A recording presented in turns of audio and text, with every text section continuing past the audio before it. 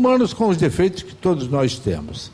O que falta a mim, como cidadão brasileiro, testemunhando todos os anos isto, é que, como nós não somos um povo educado, a nossa representação legislativa, porque há esta coisa que o Marcelo e o Zé falam, no sentido de que as manifestações populares sejam ouvidas, no ideal democrático, elas estão sendo ouvidas pelos seus representantes, deputados, vereadores, senadores.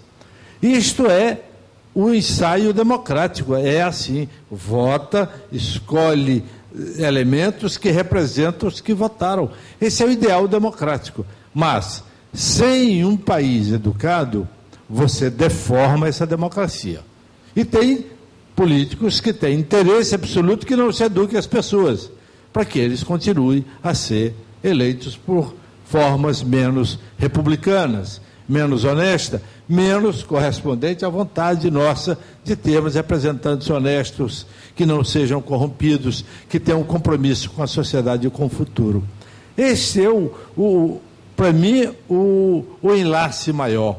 Nós precisamos acabar com os analfabetos. Você não é analfabeto. Eu conheço, eu sei o que é analfabeto.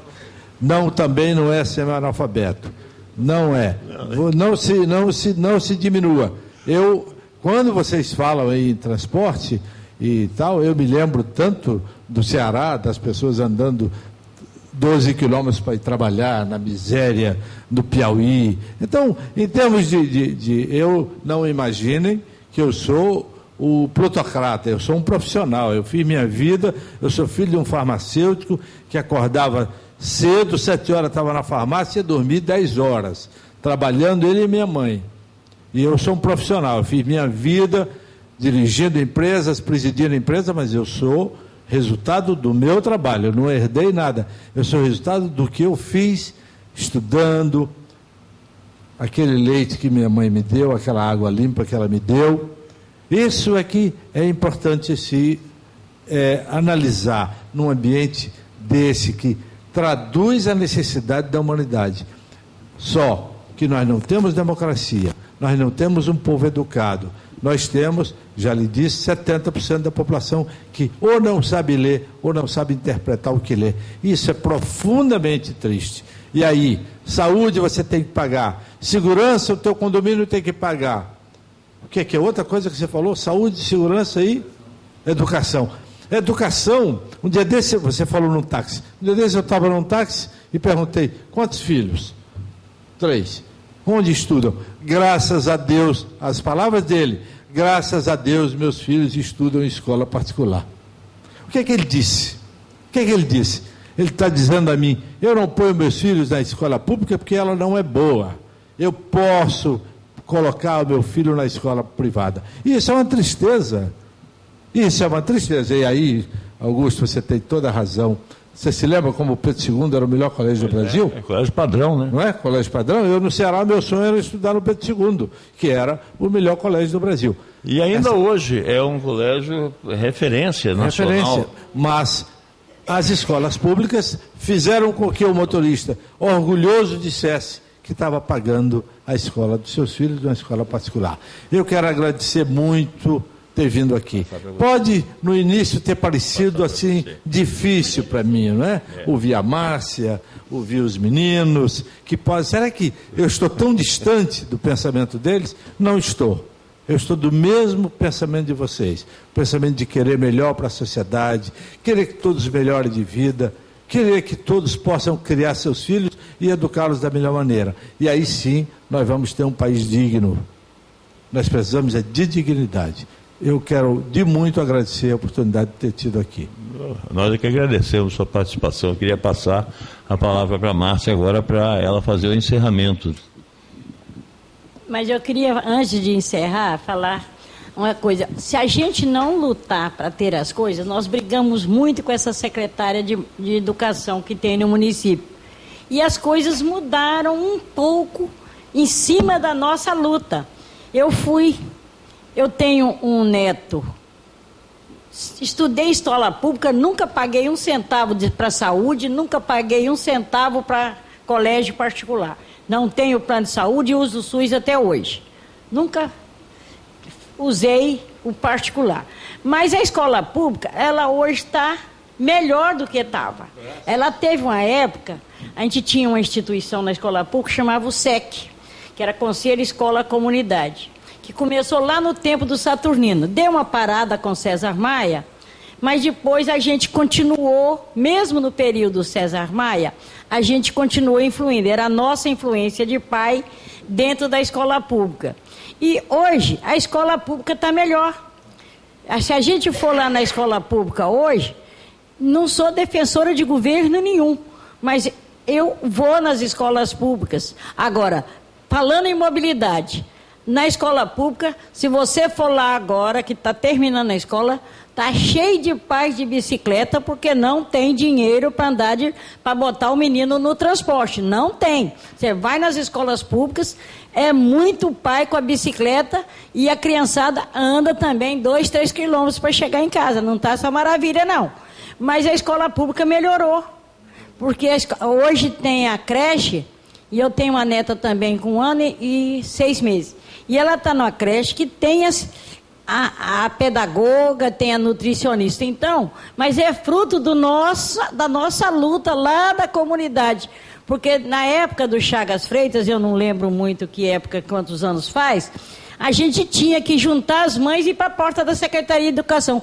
Cansei de fazer isso. Juntava, não tem escola, não tem professor. Ia numa instância que é o Conselho Regional, o CRE. Lá não resolvia, eu pegava as mães, botava dentro do ônibus e ia para a Secretaria de Educação. Na semana seguinte apareciam os professores. Então eu acho que é uma questão, a gente tem que estar, que nem os meninos, na rua. A gente tem que estar comunicando. E é muito importante que o senhor tenha vindo aqui. A gente não quer fazer uma mudança sozinho. O Clube de Engenharia que está aqui aberto, toda sexta-feira a gente recebe mobilidade urbana, então vem cego, vem cadeirante, vem o que anda a pé, vem o ciclista, vem o skatista, vem todo mundo aqui nessa discussão. E eu acho que esse que é o fator que importa. A gente tem que estar discutindo os problemas da sociedade.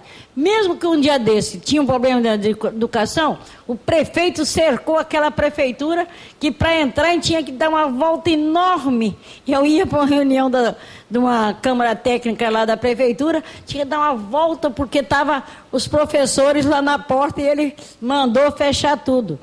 Mas a gente tem que insistir. Eu acho que se a gente não insistir em convidar o pessoal da Firjan, da Associação Comercial, do Clube, a gente tem que estar insistindo, porque o que a gente chama de Estado, ele quer a porta fechada, quer negociar lá com os donos dos ônibus, quais são as campanhas que ele vai financiar, para deixar tudo como está, para não mexer. Eu tive uma reunião, você vê, é mobilidade urbana. Eu conversando com as associações de moradores, os cabritim é o transporte que leva o morador do pé do morro lá em cima. Chama cabritim. Não é van, não, é cabritim.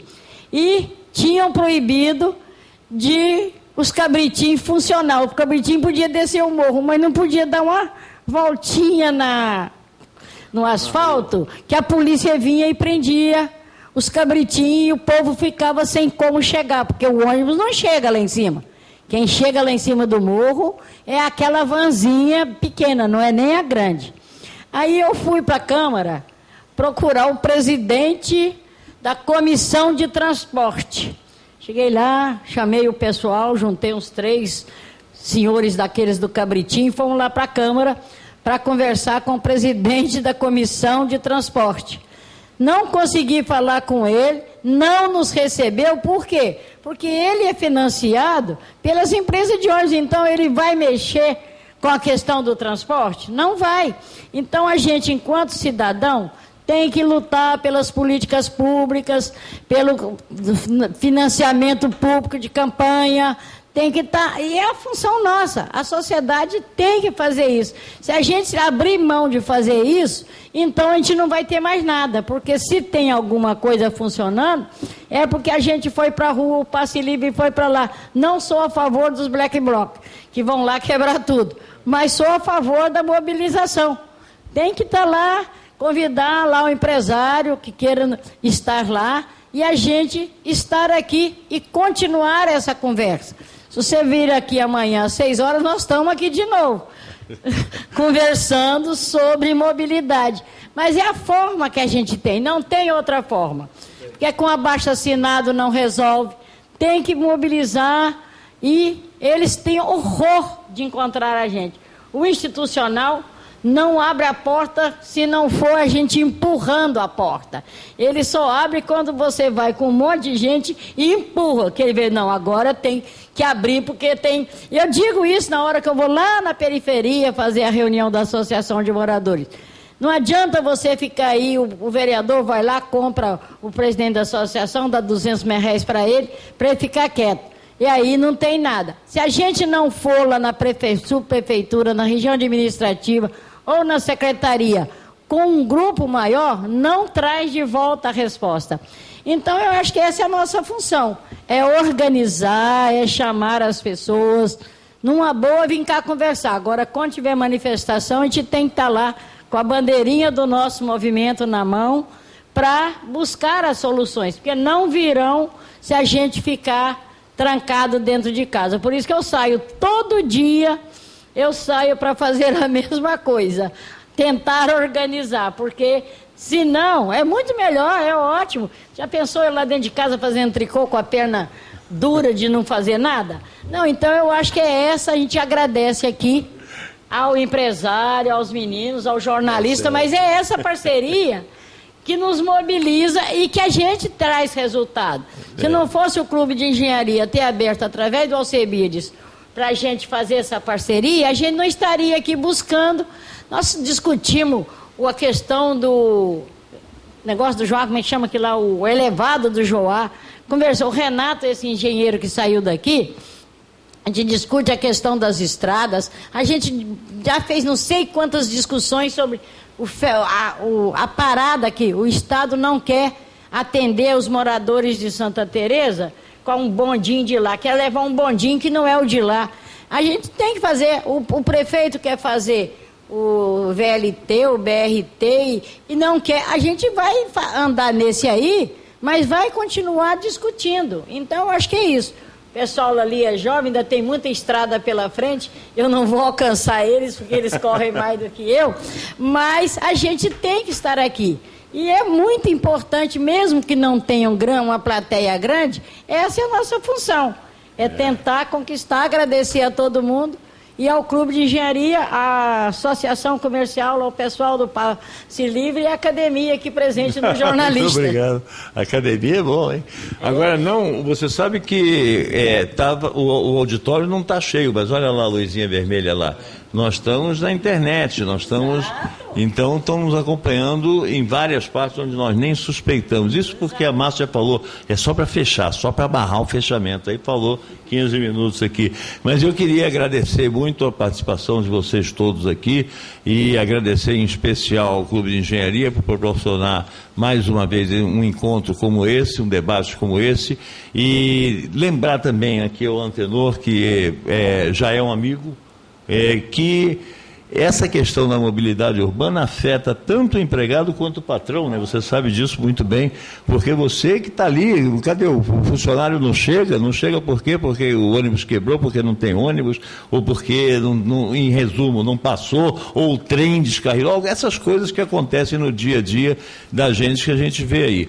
Muito obrigado ao pessoal do Movimento Passe Livre pela participação aqui. Eu queria fazer o registro também de Menos Catraca, Mais Inclusão, que é o manifesto, um flyer que trouxeram aqui, falando dos ônibus a R$3 que são caros. Realmente mais um manifesto do Movimento Passe Livre. Agradecer ao Antenor a participação aqui da Associação Comercial do Rio de Janeiro, a Márcia Combativa e a todos vocês que tiveram a paciência de nos acompanhar e muito obrigado a todos pela atenção.